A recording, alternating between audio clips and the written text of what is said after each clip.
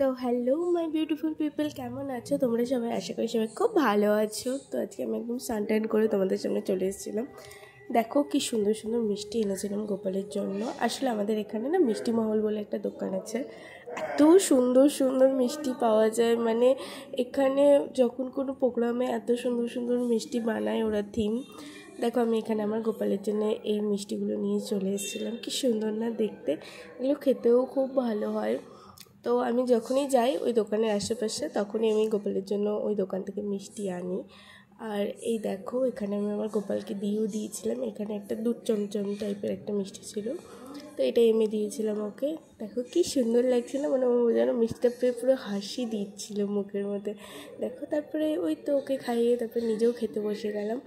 এখানে মা অনেক কিছু রান্না করেছিল, আর স্পেশালি আজকে মা রান্না করেছিল কাতল মাছের কালিয়া।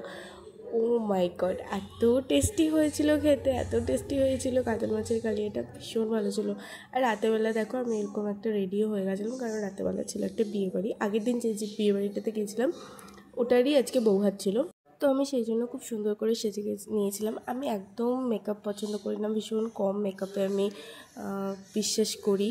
আমি একদম মানে ভারী মেকআপ একদম পছন্দ করি না, সেটা যেই অকেশনেই থাকুক।